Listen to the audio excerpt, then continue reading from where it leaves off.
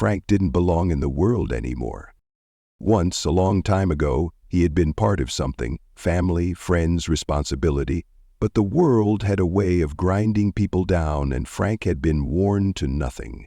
He'd spent years building a life in a place where no one could reach him, high in the mountains, surrounded by nothing but trees and silence. Silence didn't judge. Silence didn't betray. People, though, people were selfish. People took until there was nothing left of you. Frank had given everything once: his time, his energy, his trust. First to the military, where they'd trained him to follow orders, to survive. Then, later, to a woman who promised she'd always be there. She hadn't been. War took its toll. The things he'd seen, the things he'd done, they changed him. The man who came back wasn't the same man who had left, and she hadn't wanted the version of him that returned. At first, she tried. But soon, her voice had grown distant, her touch colder. Then came the lies, the quiet betrayals. And finally, she had moved on. He was just a ghost she no longer recognized. So he left. He traded city lights for the endless stretch of pine and snow, for the quiet hum of the wind against the mountains. He built his own cabin, chopped his own wood, and let the rest of the world fade into something distant, something irrelevant. Here, in the wilderness, he didn't have to be Frank the soldier or Frank the abandoned. He was just a man with his hands in the earth, with fire in his hearth, with no one left to disappoint and no one left to betray him. And that was fine, or at least that's what he told himself. Then the sky caught fire. Frank had been outside splitting wood when the first explosion hit. The shockwave rattled the trees, knocking fresh powder from their branches in thick cascades. A second later, a blinding streak of blue cut across the sky, burning against the darkness before slamming into the forest beyond his cabin. For a moment he just stood there, breath curling in the icy air.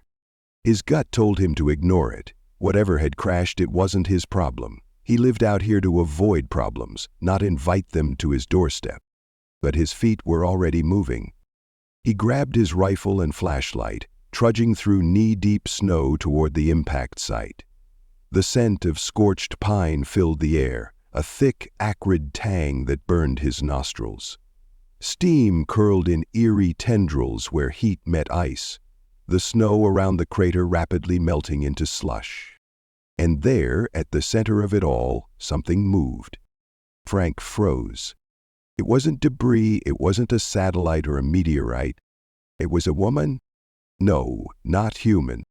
Her skin, an unnatural shade of deep blue, gleamed under the moonlight, smooth but marked with bruises and scratches. Her silver-white hair spilled across the snow, strands clinging to the frost. She was barely clothed, her torn garment clinging to her trembling form. Her breathing was shallow, her limbs twitching weakly. Frank tightened his grip on the rifle. Was she dangerous? Maybe, probably, but she was also freezing to death. He took a slow step closer. Her eyelids fluttered, and then, with what seemed like the last of her strength, her lips parted. A single word escaped in a breathy whisper.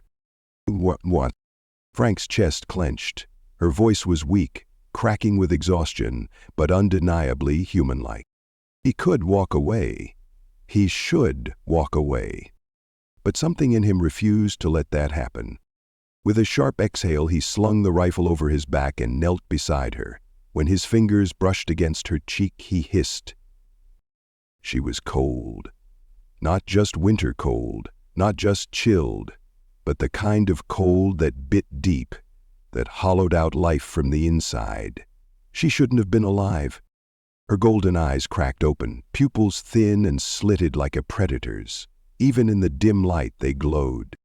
For a second, he thought she'd lash out, that she'd snarl or panic or try to claw at him. Instead, she just looked at him, dazed and barely conscious, but trusting, like she knew, without a doubt, that he wasn't going to let her die. And hell, maybe she was right. Frank muttered a curse under his breath and scooped her up. She was impossibly light, her body curling into his chest the moment he lifted her. Clawed fingers gripped weakly at his jacket, as if trying to pull him closer. Every breath she took was shallow and rattling, as if each one might be her last. The wind howled through the trees as he started back toward the cabin, trudging through the deepening snow. For the first time in years, someone needed him again, and he had no idea if he was ready for that. Frank kicked the cabin door shut with his boot, his arm still full of trembling alien. The heat from the fireplace hit them instantly, a stark contrast to the frozen wasteland outside. The woman, or whatever she was, let out a small sound, not quite a sigh, more like something instinctual, like an animal that had finally found shelter. Her grip on his jacket loosened as he set her down near the fire, but she didn't let go completely. Clawed fingers remained tangled in the fabric, as if releasing him meant slipping back into the cold. Frank crouched beside her, peeling off his gloves. Up close, she was even stranger. Her skin, now less frostbitten, had a faint iridescent shimmer. Her hair wasn't just silver. It caught the firelight like molten metal. Her golden eyes flickered open for a second, glassy but aware, before slipping shut again. He pressed 2 fingers against her throat, searching for a pulse. It was there, weak but steady. Too slow for a human heartbeat. She was alive, barely. Frank exhaled, glancing toward the window. Snow fell thick and heavy, erasing the crater outside. He wasn't sure what had crashed with her, whether it was a ship or something else, but it wouldn't matter soon. By morning, the storm would have buried any evidence. Turning back to her, he muttered, "Let's hope you don't bite." Carefully, he pried her fingers from his jacket, then reached for the thickest blanket he had. As he wrapped it around her, she shuddered violently and pressed deeper into the warmth. Her breathing evened out. Frank sat back on his heels, running a hand through his hair. What the hell was he supposed to do now? He lived out here to avoid problems, and this? This was a problem with a capital P. He had no idea what she was, where she'd come from, or if someone, or something, was coming after her. And yet, looking at her curled up by the fire, barely clinging to life, he knew he wasn't about to throw her back into the cold. His life might have been simple, but he wasn't heartless. Grumbling to himself, he stood and grabbed an old metal kettle, filling it with water from the storage barrel near the door. He set it over the fire, then rummaged through his cabinets. Tea wouldn't fix hypothermia, but it was better than nothing. As the water heated, he glanced at her again. She hadn't moved much, just tightened into a smaller ball beneath the blanket. The tips of her fingers peeked out, still faintly blue. Frank frowned. That wasn't good. He knelt beside her and reached out, hesitating before touching her hands. They were cold, not just chilled, but unnaturally cold, like she had ice running through her veins. Instinct told him to rub warmth back into them, but something about her biology felt off. He wasn't sure how much pressure her body could take. He had no idea if her circulation worked like a human's. Then, without warning, her fingers twitched. Frank pulled back, ready for a reaction, but she didn't lash out. Instead, she slowly, weakly reached toward him. Not in fear, not in aggression. In need. "Warmth," she whispered again, voice barely audible. Frank swallowed. His first instinct was to keep his distance. Whatever she wasn't human, but she was looking at him with something close to desperation. His hands curled into fists. He'd seen men on the battlefield look like that. Without overthinking it, he reached out and let her fingers brush against his. The difference was stark, his skin hot compared to hers. She gripped his hand weakly, her claws barely pressing against his palm. Then slowly she pulled his hand closer, pressing it against her own. Frank let her. They sat there in silence, the fire crackling beside them. The kettle whistled, breaking the moment. Frank eased his hand away and grabbed a mug, pouring the hot water over dried herbs. The scent of chamomile filled the air as he set the steaming cup near her. "Drink," he said, unsure if she even understood. Her eyes flickered open again, unfocused. She made no move to reach for the cup. Frank sighed, rubbing his jaw. Figures. He grabbed a spoon, scooped up some of the tea, and held it near her lips. She blinked sluggishly, then parted them just enough for the warm liquid to touch her tongue. Her entire body stiffened. Frank tensed, ready for a reaction, but instead of pulling away, she relaxed. A faint tremor passed through her, as if warmth itself was foreign to her body. She took another sip, and another. By the time she finished half the mug, her shivering had eased. Color, not much, but enough, returned to her face. Frank set the cup aside. "All right," he muttered, mostly to himself. "One problem at a time." He stood, stretching the tension from his back. Snow battered against the windows, the storm growing worse. Whatever had brought her here, wherever she was from, it didn't matter tonight. The clerk at the motel scrutinized Maddie, and they went up the stairs. He gestured towards the lobby. Right now, all that mattered was keeping her alive. Tomorrow, he'd figure out the rest. Frank had spent years in these mountains alone. He had built his life around silence, around the comforting certainty that no one would come knocking on his door, that he didn't have to answer to anyone. Out here, he owed nothing, expected nothing. Yet now, in the dim glow of the dying fire, he wasn't alone. And she was too close. Frank woke with a sharp inhale, his instincts firing before his mind could catch up. The weight against his chest was unfamiliar, the presence beside him unnatural.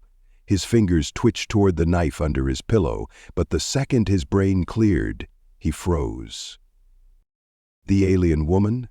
The one he had dragged from the snow, the one who had barely clung to life hours ago, was wrapped around him like a damn security blanket. Her long, slender arm draped over his torso, her fingers curled against his ribs as if she had meant to hold on to him but lost strength halfway through. One of her legs had slipped between his, the sharp contrast of her still cool skin pressing against the warmth of his own. And then there was her face, nestled against his neck. Frank's body tensed. What the hell? His first instinct was to pry her off, to put some much-needed space between them, but the moment he shifted, she stirred. Her grip on his shirt tightened. Her breath, cooler than a human's, brushed against his collarbone. He stayed completely still, his mind racing. He had left her by the fire. He had made sure of it. She had been curled up, tucked under blankets, recovering from what should have been a fatal level of cold. Yet somehow, in the middle of the night, she had found him. Frank clenched his jaw, staring at the wooden ceiling beams. He should wake her. He should demand an explanation, but something about the way she clung to him, so unconsciously, so desperately, made his throat tighten. She hadn't done this out of some strange alien custom. This wasn't instinct or habit. This was survival. A slow exhale escaped him. He had spent years convincing himself he didn't care about anyone, that human connection was a thing of the past. Yet here he was, lying awake in the dark, feeling something dangerously close to protectiveness for a woman who wasn't even human. He should move. He had to move. But before he could, her breathing changed. The soft rise and fall of her chest grew steadier, her fingers twitching slightly against his ribs. Then, slowly, she stirred. Frank forced himself to remain still as she woke. Her golden eyes fluttered open, unfocused at first. For a moment she didn't seem to register where she was, her pupils dilating as they adjusted to the dim light. Then, her gaze locked onto his. They stared at each other. Frank expected panic, maybe embarrassment. Instead, she simply watched him, calm and assessing, as if she were still deciding whether or not he was real. Then, in a voice rough with sleep, she murmured, "You are warm." Frank exhaled through his nose. "Yeah, I got that part." She didn't move away. If anything, she seemed more content now that he was awake, as if that simple fact reassured her.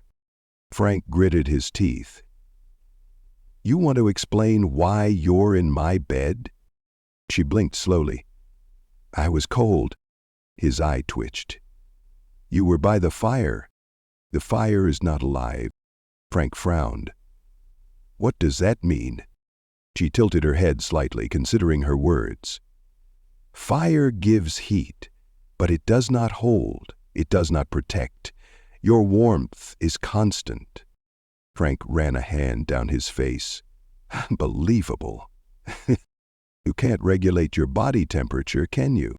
She hesitated, then shook her head once. "Not like you." Something heavy settled in Frank's chest. He had assumed she had just been suffering from hypothermia, but if her body naturally struggled to retain heat, that meant she wasn't just trying to get warm. She was trying to stay alive. He exhaled slowly. "Damn it." She studied him, her expression unreadable. "Are you angry?" Frank opened his mouth to say yes, that he was frustrated, that he hadn't signed up for this, that he had built a life away from people for a reason. But the words didn't come, because the truth was, he wasn't angry. He was concerned. And that realization pissed him off more than anything. He swung his legs over the side of the bed, untangling himself from her hold as gently as possible. The cold hit instantly, but he ignored it, rubbing a hand over his face. "You should have woken me up," he muttered. She watched him carefully, still lying where he had left her. "Would you have allowed it?" Frank hesitated. She had him there. He sighed and ran a hand through his hair. "Look, if this is going to be a thing..." "It is." His brow furrowed. "You didn't even let me finish." "I did not need to." Frank huffed a quiet laugh despite himself. "Unbelievable." She shifted slightly, sitting up against the pillows. The blanket slipped off her shoulders, exposing the blue skin of her collarbone, and for the first time Frank noticed something else. Scars. Not just one or two, dozens. Thin, pale lines ran along her arms and shoulders, barely visible against her iridescent skin. Some were jagged, others precise. They weren't recent, but they told a story. A story he didn't have the right to ask about. Not yet. But it changed something. This wasn't just a woman who had crash-landed into his life by accident. This was someone who had survived something. And suddenly, the way she clung to warmth, to him, made more sense. She had lived through cold before. She wasn't going to let it take her now. Frank exhaled sharply and stood. "All right, I'm making coffee. You want more tea?" She blinked, as if surprised by the offer. Then, slowly, she nodded. Frank moved toward the kitchen, still trying to convince himself that this wasn't a mistake, that taking her in, keeping her here, wasn't going to unravel everything he had built for himself. But as he poured water into the kettle, he already knew the truth. It was too late for that. Frank had always been a man of simple rules. Keep your distance, don't let people in, never let your guard down. Out here, in the wilderness, rules kept him alive. They gave him structure, control. But ever since she had fallen from the sky, those rules had been unraveling. And now, as he stood in his cabin, watching her sip tea with delicate fingers, wrapped in his blanket, golden eyes flickering in the firelight, he realized something. He wasn't sure he wanted them anymore. She looked up suddenly, her gaze sharp despite the exhaustion still clinging to her. "You are staring," Frank grunted. "Think." She tilted her head slightly, studying him like she was trying to decipher a language she hadn't quite mastered. You do that often?" He huffed a quiet laugh. "Yeah, well, you give me a lot to think about." She said nothing at first. Then, softly, she murmured, "Do you regret helping me?" Frank frowned. He hadn't expected that. He should have. He had given her every reason to think he was hesitant about this whole situation. And he was. But regret? No, he admitted. She seemed to consider his answer carefully, then set the empty mug down. You are cautious. You do not trust me. Frank exhaled slowly. I don't trust anyone. She nodded as if she had already known that. Because you have been betrayed before. Frank's muscles tensed. She was watching him too closely now, reading him too well. He didn't like that. But instead of snapping at her, he simply asked, And you? You trust me? A pause. Then, I do not know. Fair enough. Frank ran a hand through his hair. Listen, if we're going to be stuck here together, we need to set some ground rules. She blinked. Rules? Yeah, first rule, no sneaking into my bed at night. She didn't react the way he expected. No embarrassment, no flustered apologies. She simply tilted her head again and asked, Why? Frank clenched his jaw. Because it's weird. She frowned slightly. You said I could ask if I needed warmth. But I was cold. Doesn't mean you crawl into my bed without warning. She considered that for a moment, then, with a hint of mischief in her voice, said, Would you prefer I warn you first? Frank groaned. That's not the point. Her lips pressed together in what might have been the ghost of a smirk. I do not understand your objection. You provided warmth. I sought it. I do not see the problem. Frank rubbed a hand down his face. Of course you don't. She shifted slightly under the blanket, exposing the smooth curve of her collarbone, the deep blue of her skin glowing in the firelight. Her golden eyes never left his. Your warmth is different, she said softly. Frank swallowed. What does that mean? She hesitated, then, choosing her words carefully, she murmured, Fire fades, it does not hold. But you linger. Frank didn't know what to say to that.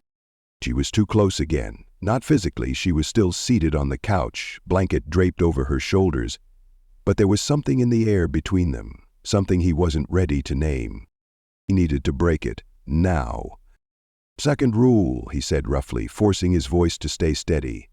No more dodging my questions. She tensed slightly. I have answered when I can. You admitted you're hiding something. Silence. Then, finally, she said, Yes. Frank exhaled through his nose. And? She looked down at the empty mug, fingers tightening around the handle.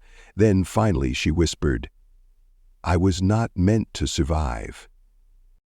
The words sent a sharp jolt through his chest. What? She swallowed hard, still not looking at him. My ship. It was never meant to land. It was meant to burn. Frank stared at her. You're saying someone wanted you dead? She nodded once. Frank felt something dark settle in his gut. He had assumed she had crashed by accident, that she had fallen from the sky because of some freak mechanical failure. But if someone had tried to kill her, then this wasn't over. And neither of them was safe. He inhaled deeply, trying to push away the protective instinct rising in his chest. Who? She shook her head. I do not know, but if they learn I am still alive, they will come. Frank's grip tightened into fists. This was exactly what he had avoided for years. Trouble, danger, entanglements. But looking at her now, at the way her hands trembled slightly despite her calm exterior, he knew one thing for certain. He wasn't letting anyone finish what they started. Not while she was under his roof. Before he could say anything, she moved. In one fluid motion, she rose from the couch and stepped toward him, the blanket slipping from her shoulders. Frank barely had time to react before she was standing in front of him, close enough that he could feel the faint chill still clinging to her skin. She placed a hand against his chest, right over his heart. You are steady, she murmured. Frank swallowed hard. Yeah, so I've heard. She searched his face, her golden eyes flickering with something he couldn't quite read. Then, slowly, she tilted her chin up. Frank saw it coming, and he didn't stop it. Her lips brushed against his, soft but searching, hesitant but intent. It wasn't just a kiss, it was a question. And without thinking, Frank answered. He pulled her closer, deepening the kiss, his hands finding the curve of her waist. She pressed against him, drinking in his heat like it was the only thing keeping her alive. Maybe it was. Her fingers curled into his shirt, pulling him closer, and for the first time in years, Frank let himself forget the rules, forget the isolation, forget the past. Because right now, in this moment, none of it mattered. All that mattered was her, and the warmth they shared. Frank wasn't sure what woke him first, the pale morning light seeping through the cabin window or the warmth pressed against his side. For a moment, he wasn't in the mountains, he wasn't alone. The past didn't weigh on him like a ghost he couldn't shake. Then the events of the night came rushing back. The kiss. The way she had melted against him, drinking in his heat, as if she had found something she had been searching for. The way he had given in, breaking every rule he had spent years enforcing. Frank exhaled slowly, staring at the ceiling, willing his heartbeat to slow. Beside him she stirred. Her silver hair, still tangled from sleep, fanned out over his pillow. Her blue skin, faintly iridescent in the morning light, was warmer now, a softness to it that hadn't been there before. One of her hands rested lightly on his chest, just over his heart, as if she had fallen asleep counting his breaths. Frank let himself watch her for a moment. She wasn't human, but in sleep she looked just as fragile as one. Her golden eyes flickered open. For a moment she simply stared at him, as if still processing where she was. Then, slowly, she pressed her palm a little firmer against his chest, as if grounding herself. "You are still here," she murmured. Frank arched a brow. "Yeah, where else would I be?" She studied him for a moment before responding. "Some men would have left." Frank scoffed. "I'm not most men." A hint of something close to amusement flickered in her gaze. "No, you are not. You are not good. You." Silence stretched between them, not uncomfortable but charged, like something unspoken hung between them, waiting to be addressed. Frank exhaled and ran a hand through his hair. "So?" "Last night." She nodded, watching him carefully. "It changed something." He swallowed. "Yeah." "You regret it?" Frank hesitated. Regret? No. But things were complicated now. He had spent years building a life that kept people at a distance. Now there was someone in his bed. Someone who wasn't even from this world. And the worst part? It didn't feel wrong. Frank exhaled sharply. "No, I don't." She studied him carefully, as if searching for cracks in his words. Then, slowly, she nodded. "Good." Frank smirked slightly. "That's it? Just good?" Her lips curved into the faintest smile. "Yes. Good." She started to sit up, but the second she shifted, her body tensed. A sharp inhale slipped from her lips, and she pressed a hand to her ribs. Frank was up in an instant, his instincts firing before he could think. "What is it?" She shook her head, but he could see the tightness in her expression. "It is nothing." Frank narrowed his eyes. "You're a bad liar." She sighed, as if debating whether or not to tell him. Then, finally, she moved the blanket aside, revealing her side. Frank swore under his breath. A deep bruise bloomed along her ribs, dark against her blue skin. "How the hell did you—" His eyes widened as the realization hit. The crash. She had been thrown from the wreckage, and he hadn't even noticed. Guilt settled in his stomach. "Why didn't you say something before?" She met his gaze, unflinching. "It was not the worst pain I have felt." Frank clenched his jaw. "That's not the point. She watched him for a long moment, then exhaled. I did not want to seem weak. Frank stared at her, then without a word he reached for his medical kit. She frowned. Frankly, get up and let me help you. To his surprise, she didn't argue. She let him press careful fingers against her ribs, checking for breaks. She didn't flinch, but her breathing hitched slightly when he reached the deepest part of the bruise. Frank exhaled through his nose. Nothing's broken, but you're damn lucky. You need to take it easy. She nodded, but he could tell she wouldn't listen. He sighed. Promise me? She blinked, as if the request surprised her. Then, finally, she nodded. I promise.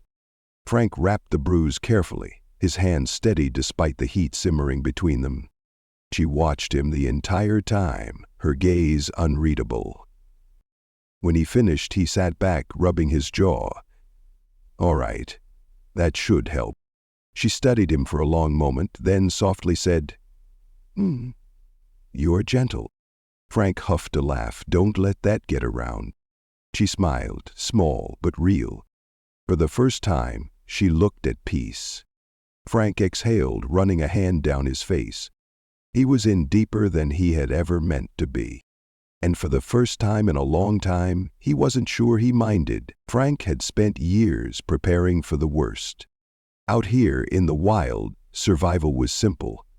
It was about firewood and fresh water, about keeping the roof patched before the storms rolled in, about knowing which sounds in the night meant danger and which meant the forest breathing. Survival was not waking up with an alien woman tangled in his sheets. It was not tracing the curve of her shoulder with his fingertips before realizing what he was doing. It was not watching golden eyes flicker open, filled with something unspoken. And yet, here he was. Zura stretched beneath the blankets, exhaling a soft, satisfied sigh. I slept well. Frank smirked. Yeah, I noticed. She rolled onto her side, resting her chin against her palm as she studied him. You did not. Frank huffed, rubbing a hand over his face. Not used to company. Zarella watched him carefully. You do not regret it? Frank exhaled, staring at the wooden beams above. No. She reached out, tracing her fingers along the back of his hand. Good. They lay there in silence, the fire in the hearth reduced to glowing embers. The storm had passed in the night, leaving the world outside heavy with snow. Eventually, Frank forced himself to sit up. We should check the crash site. Zarella tensed beside him. Frank noticed. He turned to face her. Something I should know? She hesitated. Then, slowly, she sat up as well, pulling the blanket around her shoulders. I told you before. My ship was not meant to survive. Neither was I. Frank studied her, waiting. She exhaled. If the wreckage remains, it may still hold a signal. Frank frowned. The distress beacon? She shook her head. A warning. If they come, it will not be to rescue me. Frank's chest tightened.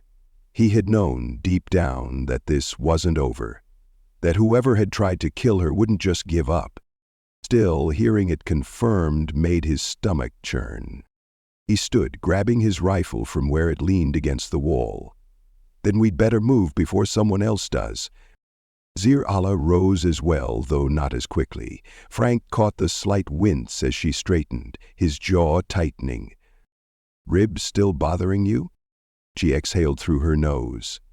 They are healing. Frank didn't believe that for a second, but he didn't argue. Instead, he grabbed an extra coat and tossed it to her. She caught it easily, her movements far more fluid than they had been the night before. He narrowed his eyes. You recover fast. A ghost of a smirk touched her lips. I adapt. Frank grunted. Noted. They stepped outside into the biting cold. The snow stretched untouched in every direction, save for a faint indentation where the storm had buried her initial impact. No tracks. Frank wasn't sure if that was a good thing or not. Zerla fell into step beside him as they made their way toward the crater. The silence between them wasn't awkward, but charged, like they both knew the peace of last night had been temporary. As they reached the site, Frank slowed. The wreckage was still there, partially buried, jagged metal and scorched earth peeking through the snow. But something was off. Zerla saw it too. She stiffened, eyes narrowing. Frank raised his rifle. "Tell me I'm not crazy." Zerla didn't answer. She stepped forward, kneeling beside a piece of the hull. Her fingers traced a faint scorch mark, but not from the crash. The burn pattern was too precise. Frank's stomach dropped. "That's from a weapon, isn't it?" Zerala's expression darkened. "Yes." Frank scanned the tree line, his grip tightening on the rifle. "Then someone's already been here." Zerala exhaled, pressing her palm against the wreckage. A faint hum resonated beneath her touch, the metal pulsing once before flickering out. "Signal is dead," she murmured. "They silenced it." Frank clenched his jaw. "Which means they know you're alive." She met his gaze, golden eyes steady. "Yes." Frank swore under his breath. He had spent years avoiding trouble, keeping his head down, staying out of things that weren't his concern. But this wasn't something he could walk away from. And maybe, just maybe, he didn't want to. He exhaled sharply, lowering the rifle. "Then we don't wait for them to come to us." Zerala blinked. "You wish to leave?" Frank smirked. "I don't wish to. But if we're going to have company, I'd rather not be sitting on my ass when they show up." Zerala studied him, something unreadable flickering in her gaze. Then, slowly, she nodded. "Then we move." Frank turned toward the cabin, already making a mental checklist of what they'd need. Zerala fell into step beside him, and as they walked, she reached out, curling her fingers around his. Frank hesitated for only a second. Then, without a word, he held on. The storm had passed, but something heavier hung in the air. Frank and Zerala moved through the trees in silence, their breaths misting in the cold morning air. The wreckage behind them told a story neither of them wanted to face. Someone had found the crash site first, someone who didn't want survivors. They didn't have long before whoever silenced that beacon came looking. Frank's grip tightened around his rifle as he led them toward a ridge overlooking the valley. From here he could see for miles: his cabin, the thick stretch of forest, the long road that wound down the mountain. Everything he had built, everything that had been his world for the last few years. He was about to leave it behind. Beside him, Zerala watched him carefully. "You are thinking of staying?" Frank exhaled sharply. "Doesn't matter what I want. They'll come, won't they?" Zerala's golden eyes flickered with something unreadable. "Yes." Frank ran a hand through his hair, staring at the horizon. Damn it. He had built this life to escape war, to escape the weight of responsibility. Now here he was, about to throw himself into a fight that wasn't his. But then again, maybe it was. He turned to look at her. She stood tall despite her injuries, her silver hair catching the morning light, her skin warmed by the rising sun. She was strong, resilient. But beneath it all, he saw what she wouldn't say. She was tired of running. And Frank? He was tired of watching people he cared about get left behind. His jaw tightened. "All right." Zerala frowned. Frank nodded once. "We go. We leave the mountain. We figure out what's coming and how to stop it." She studied him, searching for hesitation. Finding none, she nodded. "We will need supplies." Frank smirked. "Lucky for you, I'm a paranoid bastard." They returned to the cabin quickly, grabbing only what they needed: ammunition, food, medical supplies. Frank worked efficiently, but there was something strange about packing his life into a single bag. When he reached the fireplace, he hesitated. He had spent years in this cabin. Every piece of it was him: the rough-hewn walls, the battered furniture, the firewood he had stacked just days ago. It was the closest thing to home he had ever known. Zirala's voice was quiet. "You do not have to leave this behind." Frank exhaled through his nose. "Yeah, I do." She stepped closer. "Because of me." Frank turned to her. "Because of them." She studied him for a long moment, then nodded. He reached for his coat, slinging the bag over his shoulder. "Let's go." They stepped outside just as the wind shifted. Frank stilled. Something wasn't right. The forest was too quiet. Zirala must have sensed it too, because she stiffened beside him, her golden eyes scanning the tree line. Frank's instincts flared. Years of military training snapped into place as he reached for his rifle, positioning himself between her and the woods. Then he saw it. A shadow moved between the trees. Too fast, too deliberate. Frank's stomach dropped. They were already here. He didn't have time to warn Zirala before the first shot rang out. He grabbed her, yanking her down behind the porch railing just as something whizzed past his ear. Snow exploded where the bullet struck. Frank swore. "You recognize them?" Zirala's expression darkened. "Yes." "Friends of yours?" "No." Frank gritted his teeth, peering through the gaps in the wood. At least 3 figures, maybe more, moving in a formation he recognized all too well. They weren't here to negotiate. He inhaled deeply, steadying himself. Then he turned to Zirala. "How fast can you run?" She frowned. "I do not plan to." "Asking what you plan to do, I'm asking how fast you are." She held his gaze for a beat, then nodded. "Fast enough." Frank exhaled sharply. "Good. When I say go, you head for the ridge. Stick to the trees. Move low. Don't stop." Zirala's jaw tightened. "And you?" Frank smirked, checking his rifle. "I've got a welcoming party to handle." She stared at him, something flickering behind her eyes. Then, to his surprise, she leaned forward. "Quick." "Certain." And kissed him. Not like last night. Not hesitant, not testing. This was solid, a promise, a tether. When she pulled back, her golden eyes burned. "Do not get yourself killed, Frank." Frank's smirk widened.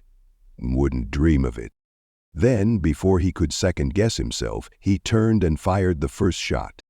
By the time Frank reached the ridge, his knuckles were raw and his breathing sharp. Snow clung to his clothes, dirt smeared across his hands.